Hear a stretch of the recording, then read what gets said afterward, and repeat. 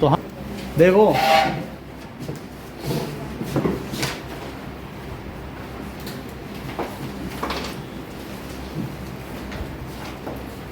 अगर एक मीडियम से दूसरे मीडियम में लाइट जा रही है तो पहले मीडियम में जो एंगल बनता है वो आई होता है, दूसरे मीडियम में आर एंगल बनता है। और this is first medium, this is second medium. इस चीज को लिखेंगे sine i by sine r. इसी को लिखेंगे reflective index of second medium with respect to first medium. इसी चीज को लिख देते हैं velocity in first medium, velocity of light, और इसी चीज को लिख देते हैं n2 बाई n1। इसका मतलब समझो, n2 का मतलब है जब मैं आपसे कहूं कि reflective index of second medium with respect to first medium is the ratio of absolute reflective index of second medium to absolute refractive index of first medium। बात समझ आ गई?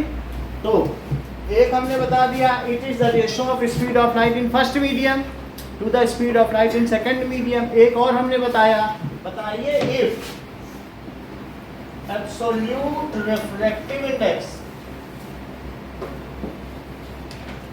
of glass that is Ng, सिर्फ अगर ये लिखा जाए तो absolute माना जाता है, it is 3/2 and that of water that is Nw is 4/5। वो क्या है? 4/3 है। Then find Ngw। Ngw का देखिए क्या मतलब है,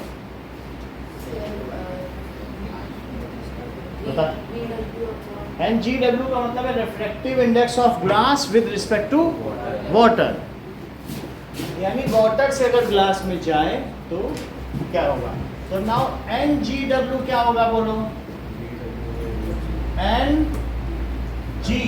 बाई Nw। जब n की बात हो तो ऐसे करना, ठीक है?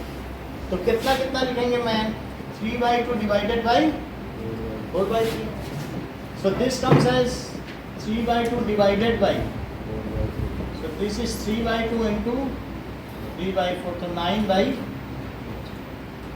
तो अब Ngw यानी ग्लास डेंसर हुआ कि रेयरर? क्या इसकी वैल्यू 1 से ऊपर आएगी? 1.125। तो इससे क्या पता चल रहा है? So glass is denser than water. ये भी कह सकते हैं। फिर से समझो, मान लीजिए अगर लाइट एक मीडियम से दूसरे मीडियम में चल रही है, चल नहीं पा रही है, तो इस तरीके से उसकी वेवलेंथ होगी कि नहीं? क्या तुमने 9th में ये बात पढ़ी है कि V is equals to nu lambda? ऐसा पढ़ा है? साउंड चैप्टर पढ़ाया गया था? नहीं नहीं पढ़ाया, पढ़ाया गया तो ये भी पढ़ाया गया होगा। फिर से समझो, MCQ का क्वेश्चन लास्ट ईयर आया था। When light enters from one transparent medium to other transparent medium, then its velocity changes as its lambda changes, however its frequency, number of oscillation नहीं बदलता, वो सोर्स पे डिपेंड करता है। Light जब oscillate करते हैं ना चार्ज, तो उससे से तो फ्रीक्वेंसी डिसाइड होती है। तो बताओ जब लाइट एक मीडियम से दूसरे मीडियम में जाती है शिव शर्मा, तो उसकी वेलोसिटी बदलती है कि वेवलेंथ? बोलो। हाँ अच्छा, कुछ नहीं बदलता। उत्कर्ष आप बताओ, तुम तेज हो, आप बताओ, आप बताओ। वो कह रहे कुछ नहीं, समझ ही नहीं पाया कहाँ। सही है। तो देखो कई बार ऐसा क्वेश्चन पूछा जाता है IAS में कि क्या रीज़न है कि भारत तरक्की नहीं कर पा रहा, तो बोलते हैं क्षमा कीजिएगा महोदय, भारत पर्याप्त तरक्की। तुम्हें काउंटर करना चाहिए, तुम बहुत बोल रहे हो, इतना बोला पर नहीं चाहिए। ये बोले वो बदलती नहीं सब कुछ हम कर रहे हैं। अब जरा देखो, so when light enters from one medium to other medium, frequency changes और वेवलेंथ? फ्रीक्वेंसी अच्छी बात है, पर ये बात सही कह रही है, फ्रीक्वेंसी डज नॉट चेंज। क्योंकि जो फ्रीक्वेंसी है, देख लो, अगर तुमने यहाँ पर रस्सी हिलाई तो रस्सी में बट पड़ेंगे कि नहीं, रिपल्स। और वही रिपल अगर दूसरे मीडियम में चले जाए, पानी में भी, तो उसमें जो तुम्हारा हिलाने का तरीका है वही तो उसमें भी अंदर अंदर जाएगी, फ्रीक्वेंसी नहीं चेंज होगी। लेकिन वो हो सकता है रस्सी की जो वेवलेंथ है यहाँ खुली तरीके से बड़े बड़े वेवलेंथ बने, पानी के अंदर कम बने। या तुम ऐसा करके देख लेना, बीच में पानी हो, उसके चारों तरफ तेल डाल देना और फिर कंकड़ फेंकना, तो पानी के रिपल्स बड़े बड़े बनेंगे, तेल में हल्के हल्के। पानी कंकड़ डालने से फैलता है कि नहीं वेव्स? तो अल्टीमेटली वेवलेंथ का मतलब एक वेव से दूसरे वेव के क्रेस्ट टू क्रेस्ट का डिस्टेंस। समझ में आ गई कि नहीं? अब इसी सेंटेंस को रिपीट करो Anshupriya. When light from one medium to other, what are the things which changes and what are the things which does not change? बोलो। और ये दोनों चेंज होंगी। तो इस तरीके से आप देखिए, when light enters from one medium to other, velocity और क्या चेंज होगा? and wavelength changes, but frequency, being the fundamental property of source, does not change. इतनी बात समझ आ गई? तो अब V1 को क्या लिख सकते हो बोलो? अब यहाँ पे फिर से आओ, sine i by sine r is equals to V1 by V2 है। तो V1 को क्या न्यू लैम्डा 1 लिख दें, क्योंकि न्यू तो बदलेगी नहीं दोनों मीडियम में। तो बदला क्या? इसके बदलने से ये बदला, लैम्डा बदल गया तभी तो बदला, ये तो बदली नहीं ना। तो यहाँ भी वेलोसिटी अलग, लैम्डा बदला तो बदला, ये तो कांस्टेंट है ना। तो इसलिए मैंने v की जगह न्यू लैम्डा 1 लिखा और v2 की जगह क्या लिखा? New lambda 2। तो क्या न्यू कट गया दोनों में? तो तुम्हारा एक और फार्मूला क्या बना बताओ?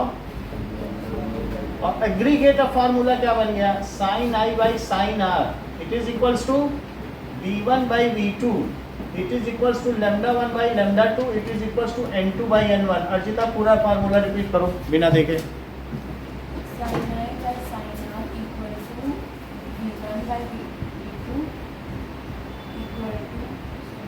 अच्छी बात बोलो।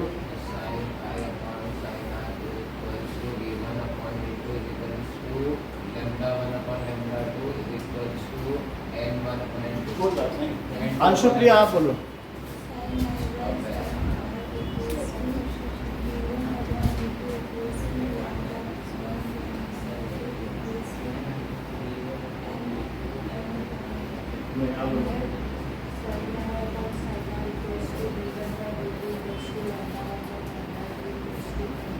N2 बाई N1, इसमें यहाँ पर क्या रहेगा बताइए?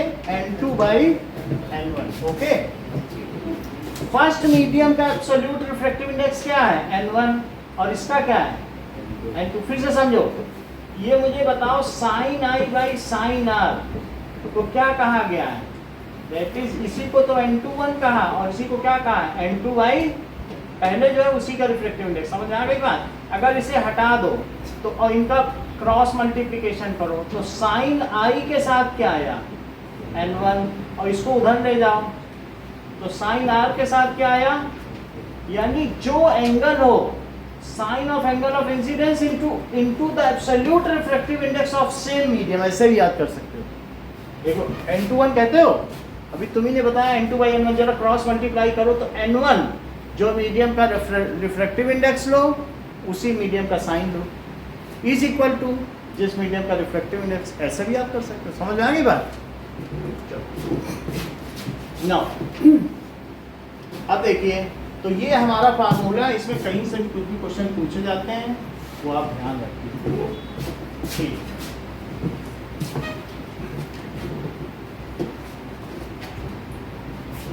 Now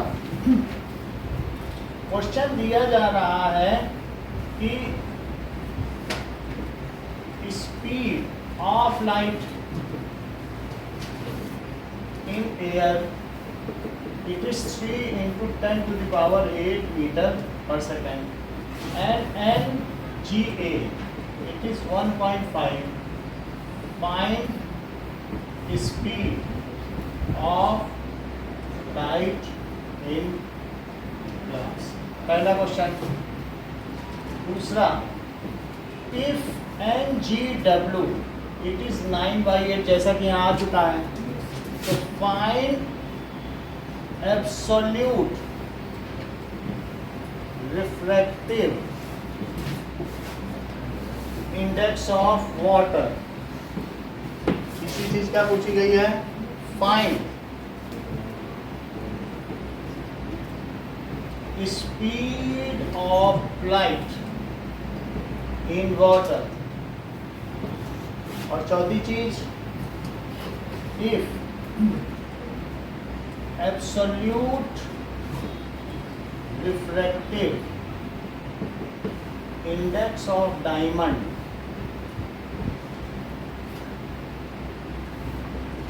is 2.42, find its refractive index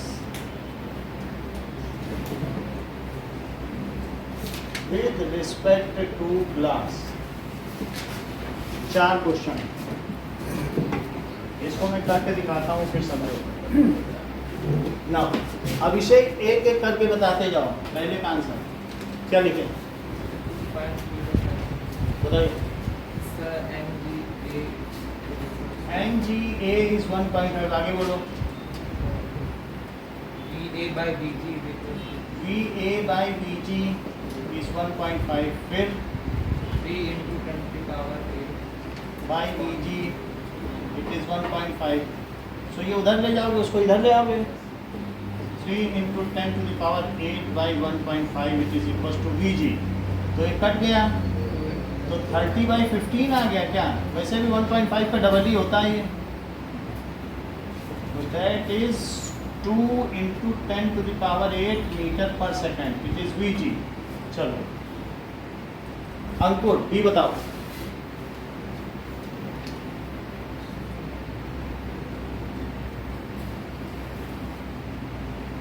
तुम्हारे पास चीज आते ही कठिन हो जाती है, और लोग ले सरल। तुम्हारे पास आती कोई भी चीज हो, सिंपल से सिंपल चीज हैंडल नहीं कर पाते। अर्चिता बताओ।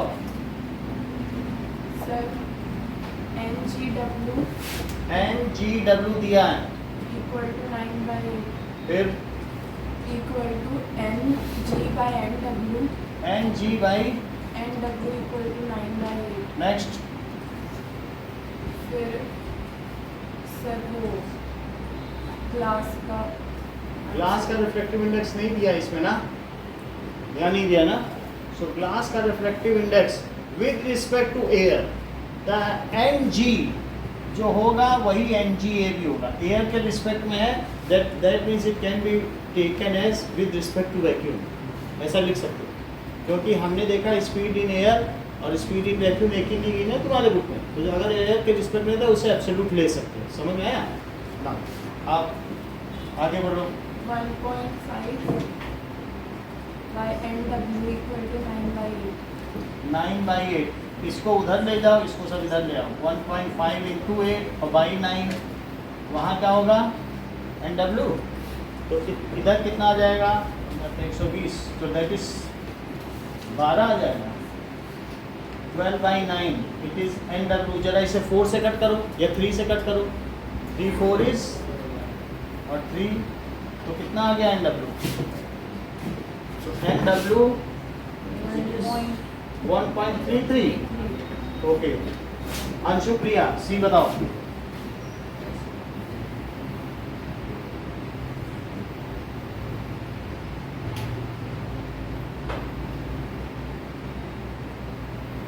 Suzanne, Mayank, NW also can be considered as, इसे क्या माना जा सकता है NWA, जैसे यहाँ नहीं लिखा NG को NGA कह सकते हो, तो NW को क्या लिख सकते हो। और नहीं तो तुम एब्सोल्यूट में फार्मूला नहीं जानते हो, C/VW, तुमको कल ही तो बताया था। बात समझ आ गई कि नहीं? या यहाँ पर भी तुम्हें NG चाहिए था, तो क्या C/VG ग्लास में तुम्हें नहीं दी स्पीड, तुम निकाल लेती। NG तो दिए कि नहीं? मान लो तुम्हें किसी चीज़ का सहारा नहीं लेना है, तो NG क्या है बताओ, C/VG। क्या इससे निकाला नहीं जा सकता? C/VG से तुम NG निकाल लो, बोलो कैसे निकालोगे? 3 into 10 to the power 8, और नीचे क्या लिखोगे? क्या कहीं आ चुका है? आ चुका है, तो कितना आया बोलो? 2 into 10 to the power 8, इसको तो पहले निकल चुका है, तो 1.5 में वही रख देना। सही कि नहीं? ये तो फार्मूला हमने एब्सोल्यूट रिफ्रैक्टिव इंडेक्स का बताया था कि नहीं? अब जरा देखो C का क्या बता रहे हो, NW को क्या लिए, तो N, अब देखिए So now NW it is 1.33 या 4/3. चलो अब C करें. That is NW is 4/3, but NW को C/VW भी लिखा जा सकता है. और C कितना है? 3 into 10 to the power 8 by VW. It is 4/3. VW वहाँ ले जाओ और ये सब इधर ले आओ. 3 into 10 to the power 8 into 3 और by 4. क्या यही VW है? तो कितना हो गया? 9/4 into 10 to the power 8 is equals to VW. Anshupriya, water में लाइट की स्पीड बताओ कितनी होगी? 2.25. सही है. तो velocity of light in speed of light in water metre पर सेकेंड. कितनी बात हो गई? अमन, डी का आंसर बताइए.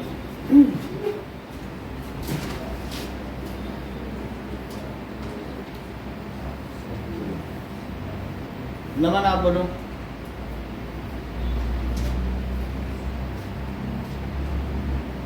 नयन,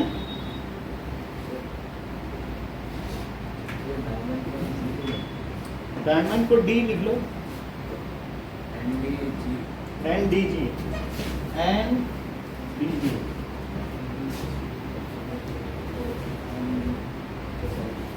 जो है सब दिया. एन वो मुझे नहीं पता, हम मालूम होता हम पूछते ही नहीं आपसे. आप बोलो. सही. N D by N D. हमने सब फार्मूले लिख रखे हैं. आपको पूछना क्या?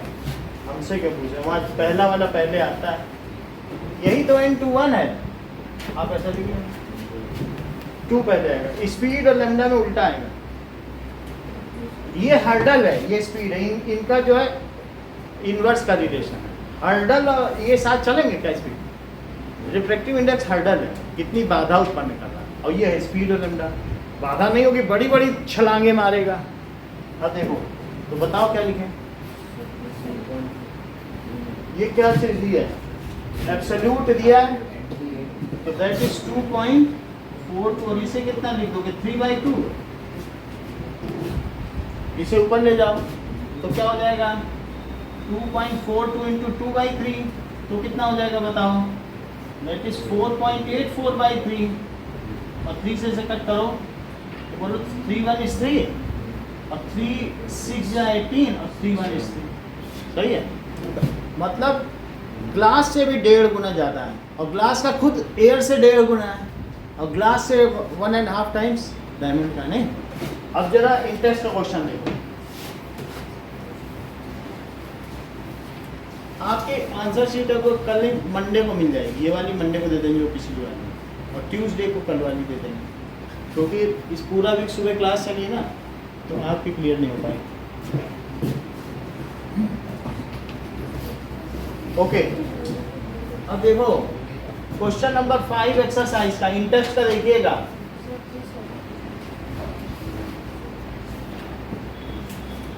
दिया गया है कि reflective index of diamond is 2.42. Find its meaning. So reflective index of diamond क्या है? It is 2.42. इसका मतलब क्या है कि C/VD is 2.42.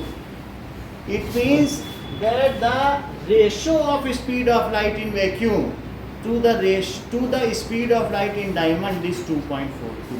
समझ में आ गई बात? It means the ratio of speed of light in vacuum to speed of light in diamond is 2.4. अब देखिए ये क्वेश्चन करिए और इंटेक्स का 2 और 5 करिए.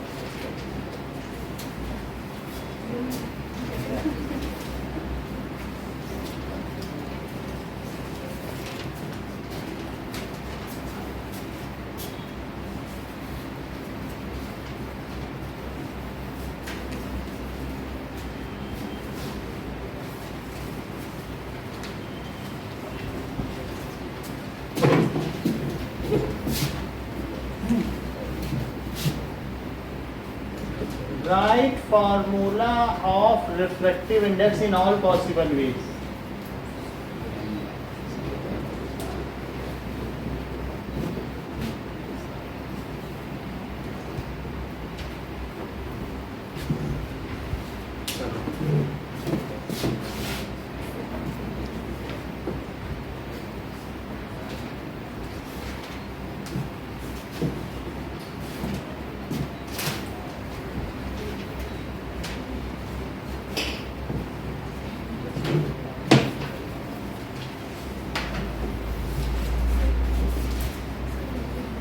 Okay.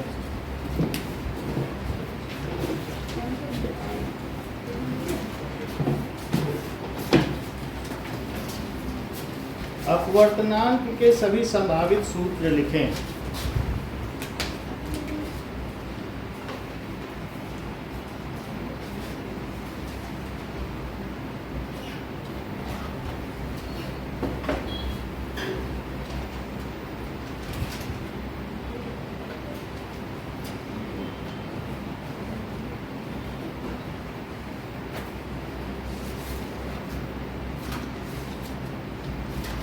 ये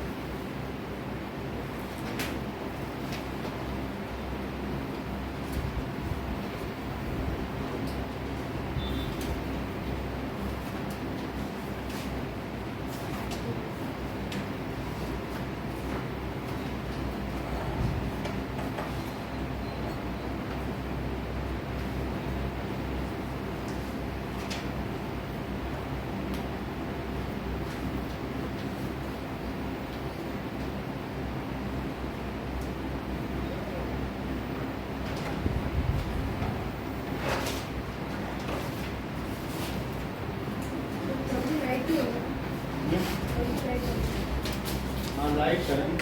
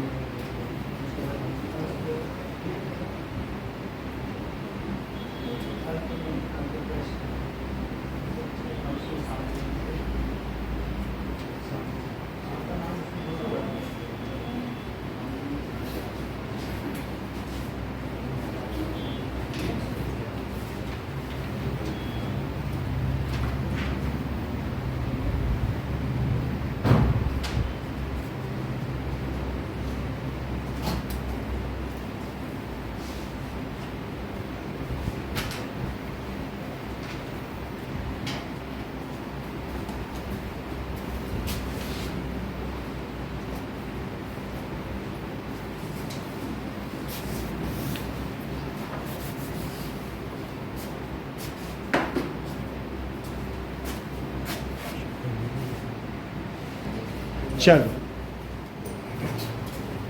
ना।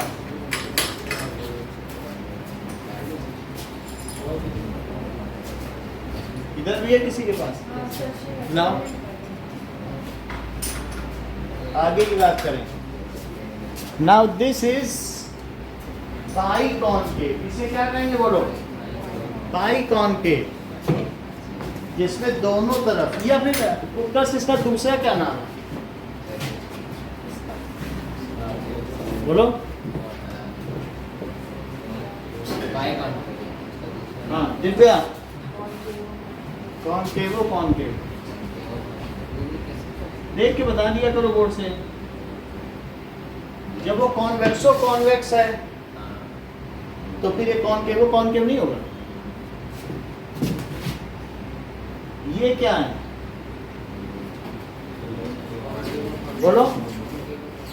ये ज्यादा अच्छा होगा इनकी बात, तो इसीलिए फेवरेट है सबके, प्लेनो कॉनकेव। और अगर इस तरीके से हो दैट इज कॉन्वेक्सो, बाद में कॉनकेव लिखना, that is concave meniscus.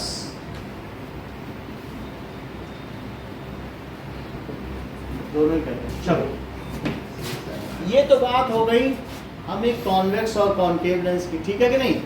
Convex that may be the pair of medium having both the surface curved और single surface curved। समझ आ गई कि नहीं? तो दोनों भी हो सकते हैं लेंस में, both the surface भी curved हो सकती है, या सिंगल भी, किसी भी लेंस में। यहाँ पर one surface curved, one surface plane, ठीक है? But it is capable to form all mirrors are reflecting, but all reflecting surface are not mirror। समझ में आ गया? All lenses are transparent but all transparent objects are not lenses. सही ना? अब जरा देखिए कि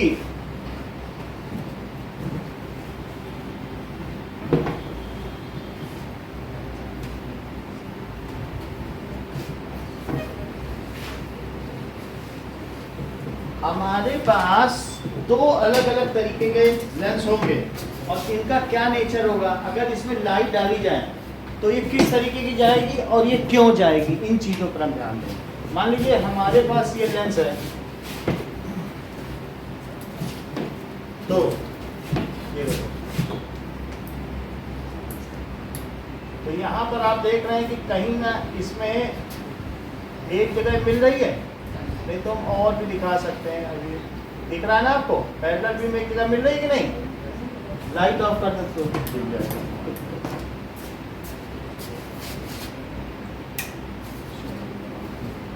ये देखिए,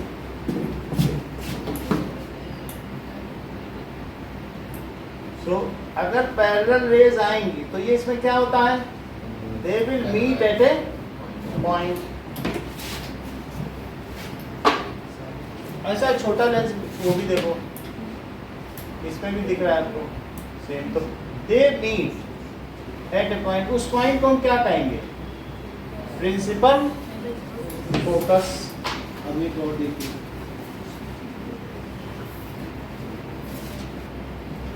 एक है हमारे पास कॉनकेव, तो इसमें क्या होगा कि after refraction if the rays diverge, यदि रेस क्या हो जाए बताओ? डाइवर्ट हो जाए तो उसे क्या कहेंगे? कॉनकेव। तो कॉनकेव में ऐसा होता होगा। चलिए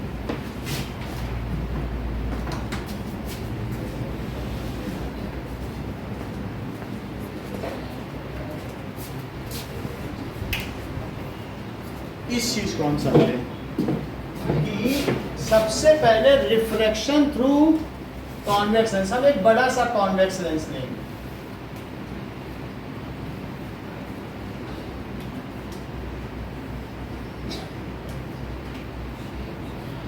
तो हमने ऐसा ले लिया, कुछ नहीं लिया, हमने प्रिज्म ले लिया। प्रिज्म कुछ नहीं होता, ऐसे ऊपर प्रिज्म रखा और एक नीचे, बीच में क्या रख दिया? Rectangular glass surface. समझ आ गई बात की नहीं? रेक्टेंगुलर। अच्छा तुम बताओ, इसमें अगर सीधे मैंने बीम डाली होती तो क्या वो कहीं डेविएट करती? तब ना करती, जब तिरछी जाएगी तब मुड़ेगी। अगर ऊपर से ही रेक्टेंगुलर ग्लास स्लैब में, नहीं तो किसी को अगर चाहिए तो मैं दिखा भी सकता हूँ, सीधी डाली जाएगी तो ये तो सीधी चली जाएगी। जब आई 0 तो आर भी 0 हो जाएगा। सीधी डालोगे तब कहीं डेविएट करेगी ऐसे वैसे, क्योंकि नॉर्मल्स में किधर जाएगी। तो अब हम इस पर 3 रेज ले रहे हैं। वास्तव में ये देखा जाए तो क्या ये बहुत छोटे छोटे प्रिज्म का एक ग्रुप है। कुछ लोग ऐसे भी कह सकते हैं अगर ये कॉन्वेक्स लेंस है तो ऐसे ले लें, कई भी लिए जा सकते हैं। मैं 5 भी प्रिज्म भी ले सकता हूँ, लेकिन मैं बेसिकली आपको ज़्यादा नहीं ले रहा हूँ, 3 में ही बता रहा हूँ। ऐसा भी किया जा सकता है। तो क्या ये ऐसा देखा जा सकता है कि नहीं, ये कॉन्वेक्स है कि नहीं? 3 में भी आप समझ सकते हो, 3 में ही ले लें, 3 ले लेते हैं, ठीक है। ये रिफ्लेक्शन है। अब हम लोग रिफ्लेक्शन पढ़ रहे हैं। अब यहाँ पर सब मीडियम ट्रांसपेरेंट है ना, वहाँ पे आ चलिए। So now first we will see किसके लिए, दैट इज, अच्छा ये बताओ, the ray incident at normal will it simply pass through it, सही है। तो जो सीधी आई थी वो कैसे चली गई, सीधी चली गई। अब देखो एक रे और भी पैरेलल, तीनों पैरेलल ले रहा हूँ, ये कहीं इंफिनिटी से आ रही होंगी पैरेलल, एक ये ले लूँ और एक यहाँ पे ले लूँ। तो अगर हमने ऐसे ली तो क्या इस पे परपेंडिकुलर डाल रहे हैं, देखो बिल्कुल 90 लगना चाहिए, मेरा वाला लग रहा है क्या 90 सरफेस में, सही है। और जो रे अगर ऑप्टिकली डेंसर मीडियम में जाएगी तो मयंक वो दबेगी कि खुलेगी, मतलब नॉर्मल के दबेगी कि बाहर जाएगी, बोलो तुम बता नहीं रहे, बोलो, है ना। तो दब जाएगी कि नहीं, तो इट विल मूव टुवर्ड्स, पहले भी हम लोगों ने देखा, तो जब कांच में जाती है या ग्लास में जाती है तो क्या होता है, दब जाती है कि नहीं, ऐसा होगा कि नहीं, अपने रियल पाथ से दब जाएगी। अब देखो अब वो कहाँ से किस में जा रही बताओ, तो अब ये है इसका, ये ओरिजिनल पाथ है, तो ये क्या नॉर्मल की ओर जाएगी कि दूर हटेगी, तो दूर हटने का तो ये मतलब है कि अपने रास्ते पे ना जाके दूर हट जाए, तो ऐसे हो जाए तो कहीं आप मिल जाएगी, बात सही है। तो ये जो आ रही थी वो यहाँ मिली ऐसे, दो रिफ्लेक्शन होने के बाद एक तो आ रही थी जो सीधा इंसिडेंस हो रही थी वो भी यहीं आ गई। अब तीसरे के बारे में देखें, तो तीसरे में भी यहाँ तो नॉर्मल देखो, नॉर्मल देखना सही होना चाहिए बिल्कुल 90 पे, तो नॉर्मल बना दिया। अब इसके बाद इसे सीधा ले जाओ, तो सीधा जाने पे ये कहाँ जाएगी, let us see, this is its original path, लेकिन वो वहाँ नहीं जाएगी दिशा, बोलो इधर जाएगी कि उधर, उधर क्योंकि नॉर्मल की तरफ जाएगी, डेंसर मीडियम में जा रही कि नहीं। तो अब हम इसे अंदर ले जाएं, now it is move, it moves towards denser medium, इतनी बात समझ आ गई। देखो नॉर्मल तुम्हें दिखना चाहिए, नॉर्मल ड्रॉ करना आ जाएगा तो बाकी आ जाएगा। 90 लग रहा है ना, ये देखो ये 90 लग रहा है, यही सही होना चाहिए, बाकी तो सब हो जाए, सही है ना। अब बताओ यहाँ फिर से एक नॉर्मल ड्रॉ करो, ओके। तो नॉर्मल है, अब इसका ये ओरिजिनल पाथ है, देखो सुझाएं, ओरिजिनल पाथ पहले मैं बताऊं तब आगे की चीज़ आपसे पूछूं, नहीं तो आप कहीं ओरिजिनल पाथ ही नहीं बताया। अब बताओ कहाँ जाएगा, यानी ये इसका पाथ है नॉर्मल, ये नॉर्मल से दूर हटेगी कि पास, दूर हटेगी। तो इस तरीके से हम देखेंगे तो ये कैसा बन गया, तो तुम्हें क्या पता चल रहा है कि व्हेन पैरेलल रेस, क्या हो बताइए, पैरेलल रेस फॉल्स ऑन, अभी कौन सी सरफेस है, कॉन्वेक्स लेंस है, then they meet at a point after reflection, that point is known as principal focus. इतनी बात समझ आ गई, ये तो हमने करके भी दिखाया और यही रीजन होगा इसका। So when that is parallel rays falls on convex lens, क्या होगा बताइए, it meets at a point, it is called, इसे क्या कहेंगे, प्रिंसिपल फोकस तो कुछ होता ही नहीं इस चक्कर में, focus it is called principal focus ना। शॉर्ट फॉर्म करते करते लोग नंबर गवा देते हैं, it is called principal focus. अब जरा देखो, जो मैंने प्रिज्म के माध्यम से आपको बताया, अगर उत्कर्ष होते तो इसे कैसे बताते? ये उत्कर्ष अकेडमी अपनी चलाते हैं, इनकी अकेडमी में कैसे पढ़ाते हैं वो मैं बता रहा हूँ, क्लासेस है ना। अब जरूर तो ये ऐसे बताते हैं, सर इट हैज 2 मीडियम्स। क्या ये 2 मीडियम है? सही है। तो ये जो इसको क्या कहेंगे बोलो? ये फर्स्ट वाली, क्या ये फर्स्ट रिफ्लेक्टिंग सरफेस है और दूसरा रिफ्लेक्शन इस सरफेस पर होगा। तो ये ऐसा करते कि इससे क्या बना लेते बोलो? क्या एक स्फीयर बना लेते? ये एक स्फीयर बना लिया यहाँ से। अच्छा, ये सेकंड रिफ्लेक्टिंग सरफेस से क्या बना लेते? ऐसा बना सकते थे। और फिर जो इसका ज्योमेट्रिक सेंटर होगा, सुनो, geometric centre of lens is known as optical centre. से क्या कहते हैं? देखो, तो ये इसका ज्योमेट्रिक सेंटर बिल्कुल उसका सेंटर जो भी हो उसके अंदर पड़ेगा, बाहर नहीं पड़ेगा। Geometric centre, centre of lens is called its optical centre. देखिए, तो इसकी जो 2 रिफ्लेक्टिंग सरफेस हैं, क्या ये फर्स्ट वाले का ये सेंटर ऑफ कर्वेचर ये है? तो यहाँ पर एक सी पड़ेगा कि नहीं पड़ेगा फर्स्ट वाले का, और एक सी ये पड़ा, इसे सी डैश लिख लो, और एक सेकंड वाले का इधर पड़ेगा क्या? तो इसे यहाँ लिख लो सी, तो सी और सी डैश, ये सेकंड वाली सरफेस। देखो सेकंड लिखा कि नहीं? The axis passing through centre of curvatures and optical centre is called, ठीक है पूरा बता। और यहाँ से जो एक्सिस पास कर जाए, क्या वही मुख्य अक्ष है? यस, द एक्सिस, वहाँ प्रिंसिपल एक्सिस था, वहाँ एक सेंटर ऑफ कर्वेचर था, यहाँ तो 2 हैं। अब आपको बात अलग है कि प्लेनों में कह दो, सब प्लेनों में तो एक ही है, जितने हैं। सही है, क्या लिखे बोलो? हाँ बताइए, फिर से समझो। किसी भी एक कॉन्वेक्स लेंस में 2 सरफेस है, इस सरफेस का ये सर्कल, उसका सेंटर, इस सरफेस का देखो, इसका यहाँ सर्कल नहीं बन रहा है, उसका भी सेंटर। तो दोनों सेंटर और optical centre, geometric centre, lens में भी तो फिजिकली एक ज्योमेट्रिक पॉइंट है, उन तीनों से जो एक्सिस पास हो उसको प्रिंसिपल एक्सिस कहेंगे। फोकस अभी बताएंगे, प्रिंसिपल फोकस बताते हैं, वो तो हमने जैसे जनरली बता दिया कि पैरेलल अगर रेज हो वो जहाँ मिल जाए प्रिंसिपल फोकस है। उसको भी मैं और डिफाइन करना, एक ऐसा लेम है ना, नाड़ियों की भाषा में बताया आपको। अभी तो कॉनकेव को भी इसमें इंक्लूड करना पड़ेगा ना, तब बनेगा हमारा प्रिंसिपल फोकस। ये तो कॉन्वेक्स लेंस के प्रिंसिपल फोकस की, और अभी भी पूरी नहीं हुई। If rays falls parallel and also parallel to principal axis, then they meet at a point after reflection.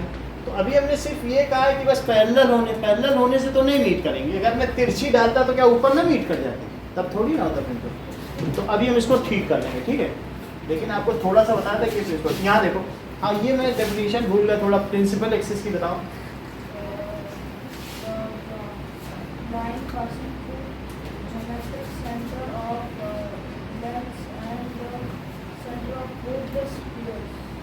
Sphere थोड़ी है, स्फीयर यहाँ का गोले लेके बैठे क्या? हाँ बोलो।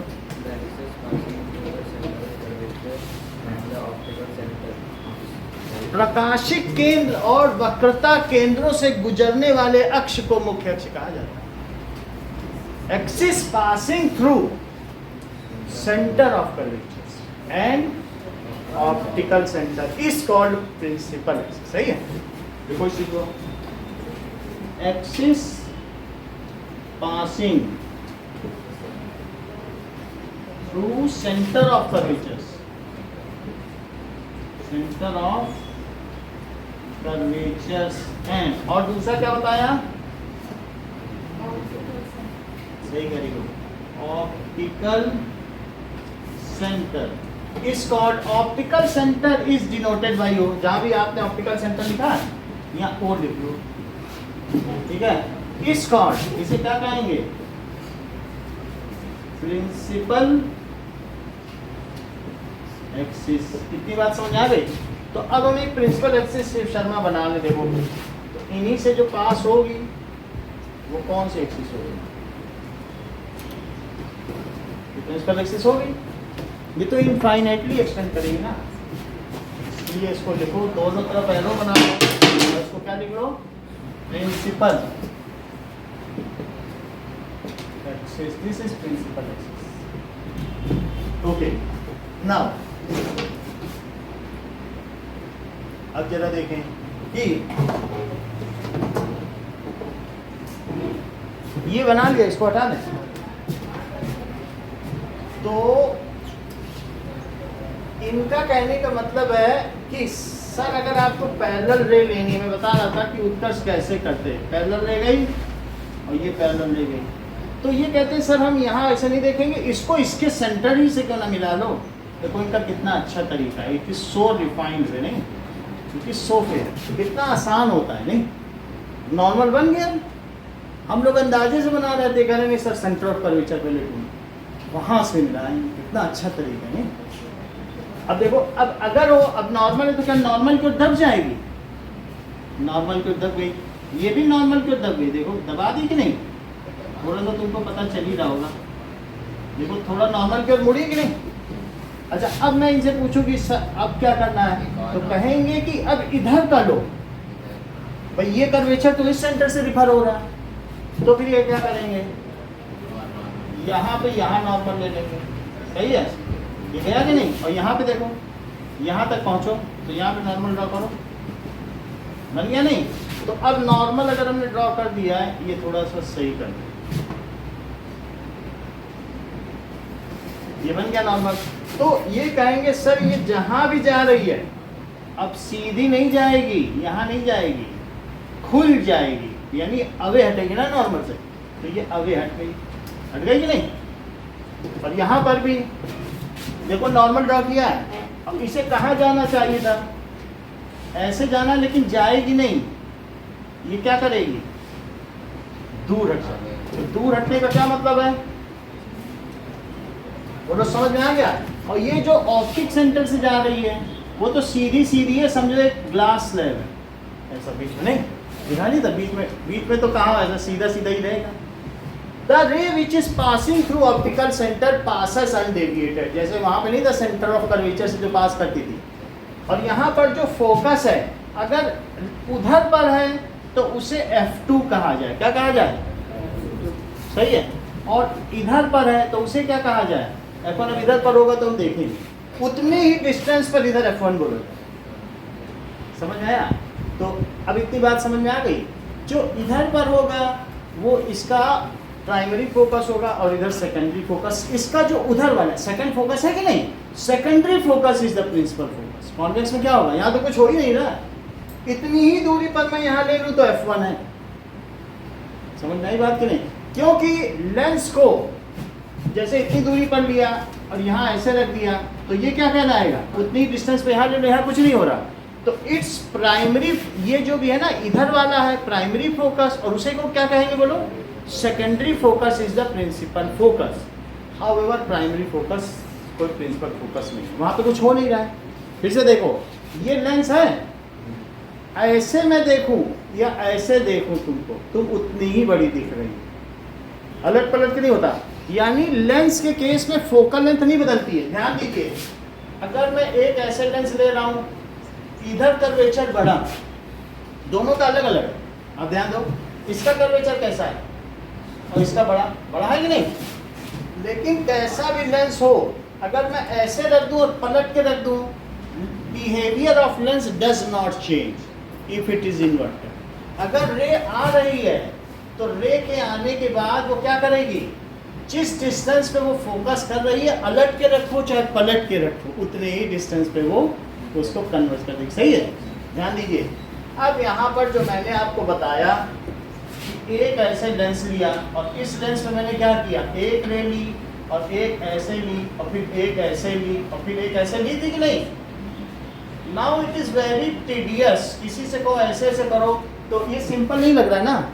इसलिए जो 10th के बच्चे हैं उनके लिए एक नियम बनाया गया है, ऐसे करके वो इसके डायमेट्रिकली अपोजिट एंड को मिला दें, इसको एपर्चर कहते हैं। The distance between end to end, जो उसकी diametrically end to end distance होती है उसे क्या कहते हैं? ऐसे वहाँ पर भी हमने एपर्चर कहा था, इसमें भी यहाँ से यहाँ तक की डायमेट्रिकली लिखाएंगे। तो जब तुम्हारे पास रेज आ रही हैं तो तुमको क्या करना है? सारी रेस को प्रिंसिपल एक्सिस से मोड़ना है। बल्कि यहाँ कुछ होगा क्या, या बीच में अचानक उसे पता चल गया अरे हम आ गए, मुड़ना चाहिए, ऐसा कुछ होगा क्या? जो कुछ होगा वो तो सरफेस पर होगा, लेकिन सिंप्लिसिटी के लिए डायग्राम देखो तुम्हारे बुक में भी बना है, और ऐसे तुम्हें 10th तक तो ऐसे ही चलाना है, बनाए कि नहीं?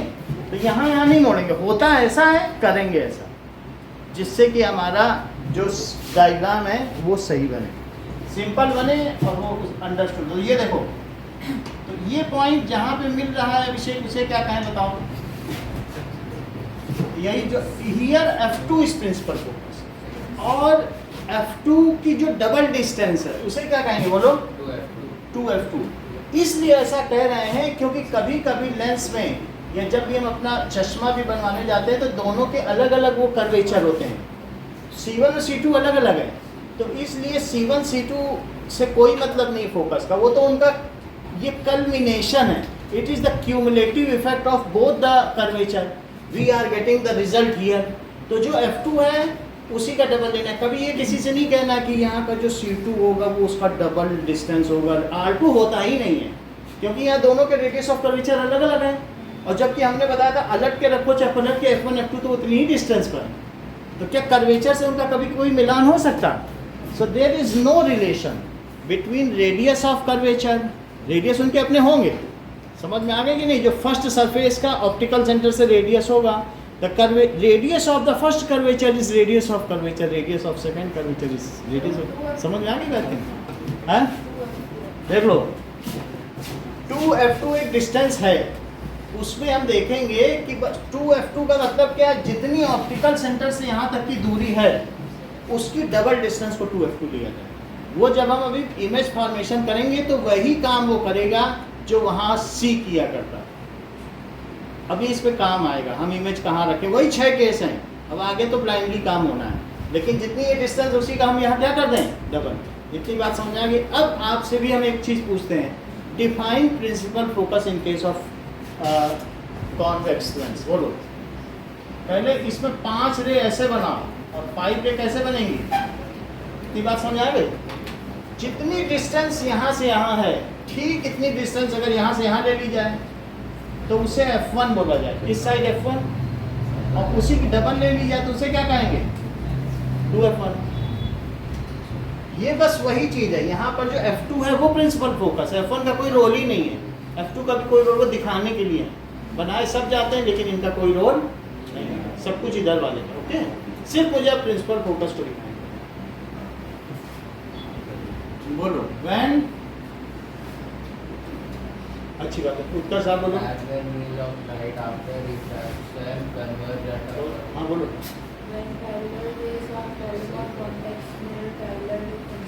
हाँ ये पैरेलल टू प्रिंसिपल एक्सिस नहीं बोला ना, इफ रेज, ठीक है, parallel to principal axis,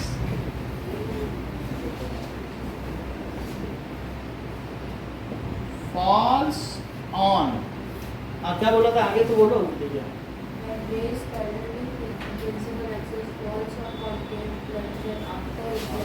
concave lens बोलना है, मिरर नहीं हो रह गया है। देन आफ्टर कॉन्वेक्स लिखो, convex after reflection they meet at a point, उस पॉइंट को क्या कहेंगे? This point is called principal focus. हाँ अंकुर, फोकल लेंथ की डेफिनेशन बताओ।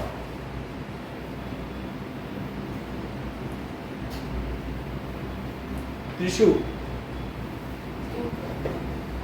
The distance between pole and तो सब जानने लगी हो principal ये focus कब is से इतनी called तेज हुई that is focal length Archita the distance between the optical center and the principal focus. The distance between optical centre and principal focus is called focal length. चलो एपर्चर की definition Abhishek बताओ। The distance between the two diametrically opposite ends of the at the rim ना ring of The distance between two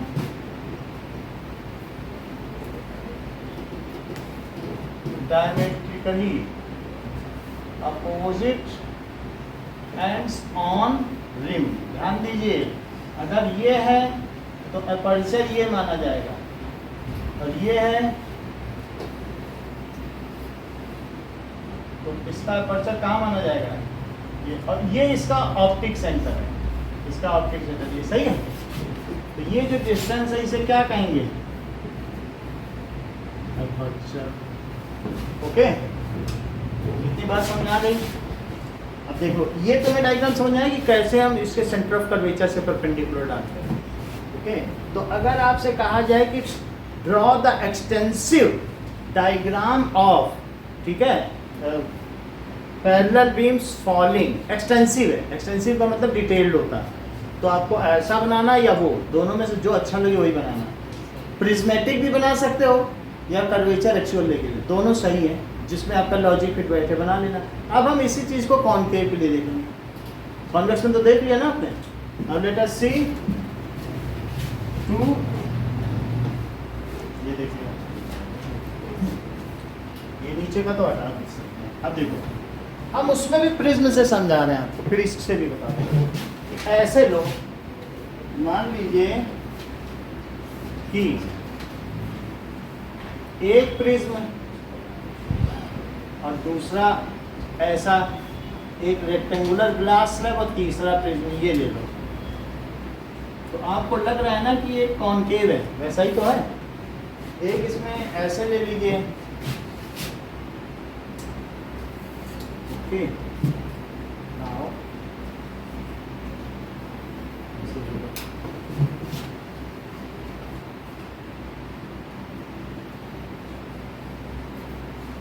देखिए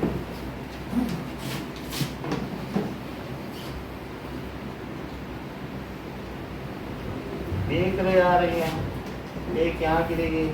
These are the rays which are parallel to it। देख लो जब तुम concave में बनाना ना तो इसके पास बनाना, क्योंकि इसे दूर जाना है। जब कॉनकेव, जब नहीं तो फिर तुम्हारा कल फिगर बिगड़ेगा। जब तुम ऐसे बनाना, 3 प्रिज्म लिए थे, एक ऐसे लिया था, एक ऐसे लिया था, तो इसमें जब रे लो तो थोड़ा दूर लो, यहाँ पास नहीं लेना तो यहाँ इधर ही आ जाएगी। और जब इसमें बना रहे हैं तो इसके पास ले रहे हैं, इसमें सेंटर के पास, इसमें सेंटर से दूर, तब तुम्हारा सही डायग्राम बनेगा। सही।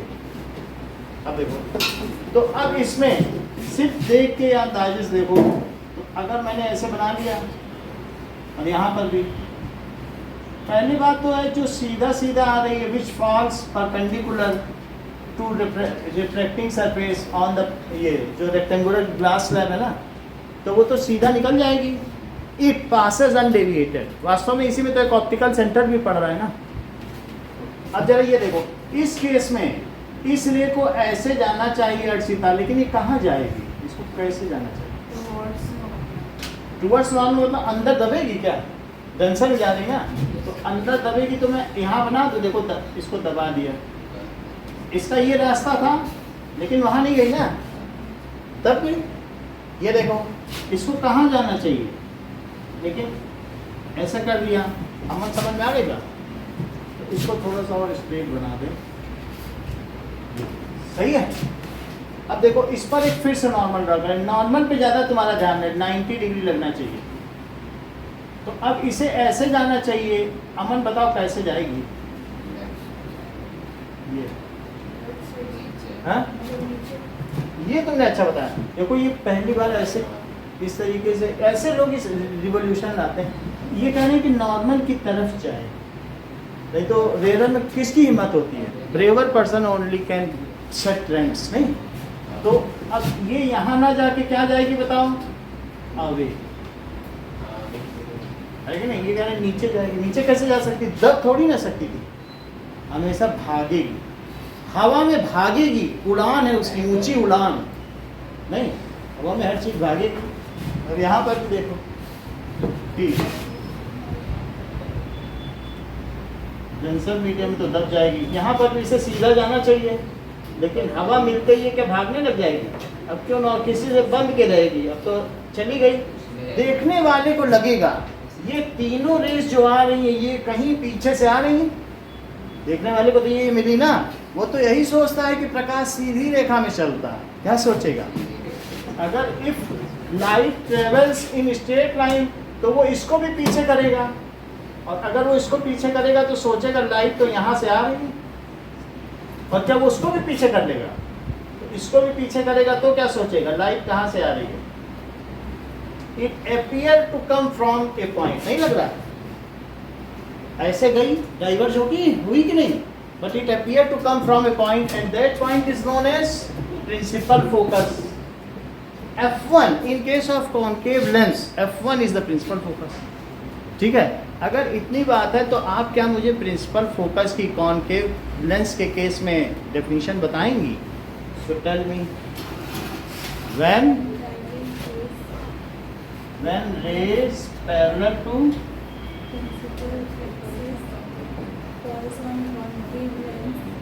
principal axis falls on concave lens, then after reflection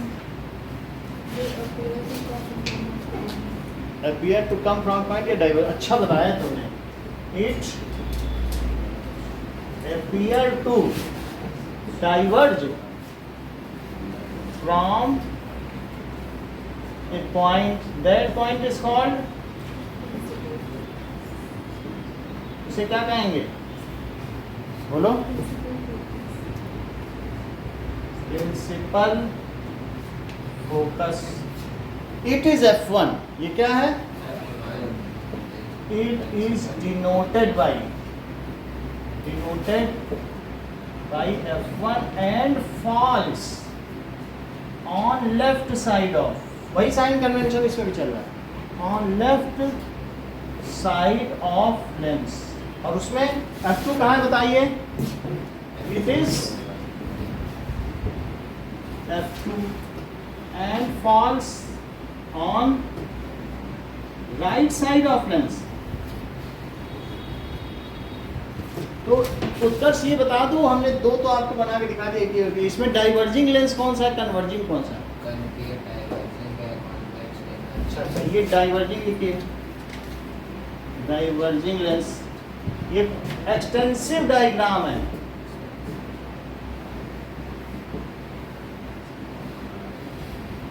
ठीक है, ऑफ ये रे डायग्राम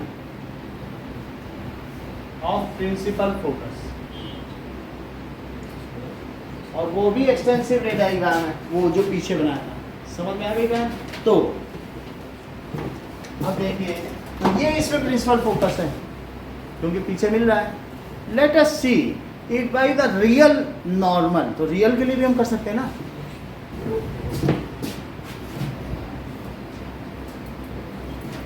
यहां पर ऐसी दो सरफेस लो, तो दो सरफेस लेने पर एक का ऐसा सेंटर बना लो स्फीयर, और एक इधर बना लो। अब देखो, क्या इनमें भी प्रिंसिपल एक्सिस बनाई जा सकती है? दोनों के अपने सेंटर ऑफ कर्वेचर है। ध्यान दीजिए, C और C डैश,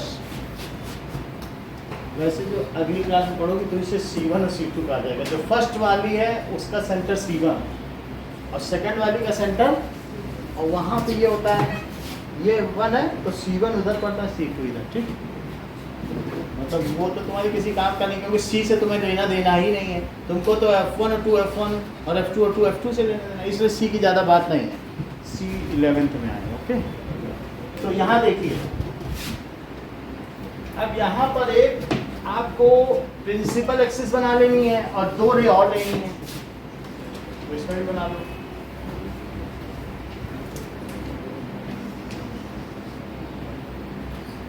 ये चीज, now there is one more रे,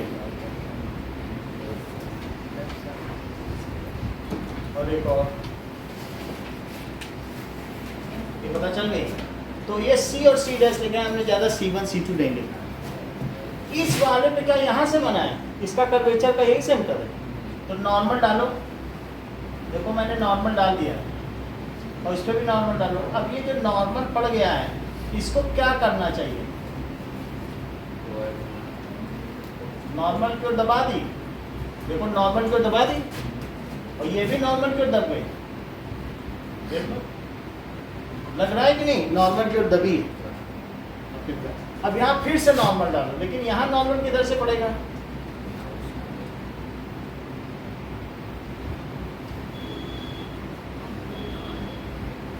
दोनों में हमने नॉर्मल डाल दिया। अच्छा ये अब बताओ, इसे यहाँ जाना चाहिए कर्स की नहीं, कहाँ जाना चाहिए, यहाँ चले जाना चाहिए, हमको इतना पता नहीं। नमन आप बताओ, ये मतलब यहाँ चली जाए, हाँ तो ये इस रास्ते पर चली जाए, नहीं जाए फिर अब यानी नॉर्मल से भी ना, ये तो उसका ओरिजिनल पाथ है, तो कहाँ जानी चाहिए, ये इसका ओरिजिनल पाथ है, ओरिजिनल से भी चाहिए, ये इसका ओरिजिनल पाथ है, यही तो जानी चाहिए। It is suppose to go, लेकिन उसे तो डेविएट करना है ना, वन मीडियम से दूसरे में जाए, तो वो अपने ओरिजिनल पाथ पे ना जाके कहाँ जाएगी, पहले ओरिजिनल पाथ भी बनाओ फिर डेविएट करो। समझ में आ गई बात, ये देखो ये ओरिजिनल पाथ बताया, बस फिर से देखो ये ओरिजिनल पाथ लग रहा है कि नहीं, तो वो अपने रास्ते पे ना जाके कहाँ जाएगी, हवा में आते ही उड़ने लगेगी। लेकिन देखने वाले को क्या लगेगा, ये रेस कहाँ से आ रही है, यहाँ कहीं पीछे से आ रही हैं ये दोनों, तो वो मान बैठेगा यहीं पर, वो ऑब्जेक्ट रखा है तो क्या यहीं इमेज होगी उसकी, तो ये इसका डायग्राम हो गया। फिर भी जो 10th की क्लास है उसमें सिंप्लिसिटी के लिए हमें 2 जगह रिफ्लेक्शन नहीं करना है। वैसे तो ऐसे देखा जाए तो आप कहोगे कि ऐसे डायग्राम होना चाहिए, मान लीजिए रेज आ रही हैं, तो एक ये और एक ये और एक ये, तो आपको लगेगा कि ऐसे करके फिर धीरे धीरे आगे करें। लेकिन आपकी सुविधा के लिए मोदी सरकार ने किया, आपकी सुविधा के लिए पहले की सरकारों ने, जेम्स मिल या उनसे पहले की जो मैकाले की शिक्षा नीति, उसके अनुसार यहाँ बीच से लाइन दे दी थी और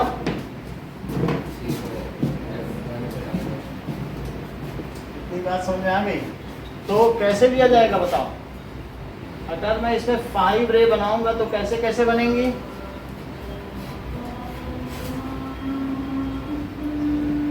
बीच से लेना, और सबसे अच्छा डायग्राम पहले मत डाइवर्ज करना, पहले नहीं करना, बताते हैं। यहाँ एक पॉइंट फिक्स कर लेना और ये पॉइंट F1 है, यहीं से सबको मिलाओ, देखो तब तुम्हारा डायग्राम खराब नहीं होगा। ये थोड़ा सा चीटिंग है लेकिन कर रहे हैं। पहले F सेलेक्ट कर लो और फिर यहाँ एक एक ऐसे बनाओ और पीछे डॉट कर लो और फिर इसी से यहाँ लाओ, फिर ऐसे करो जैसे उसमें नहीं करते थे कॉन्वेक्स में, जो उसका कॉन्वेक्स है वही इसका कॉन्केव है, दोनों एक ही नेचर है। तो उसके कॉन्वेक्स में 2 केसेस है, इसके कॉन्केव में 2 केस हो जाएंगे। बिल्कुल वही चीज हमें फिर से करनी है, देखो। और ये F हमने लॉक कर लिया, F लॉक करने के बाद क्या किया, ये कर लिया ना। अब देखिए तो ये क्या हो गया बताइए, These are the ray diagrams। और ये प्रिंसिपल फोकस हो गया, इतना ही रखो आज के लिए।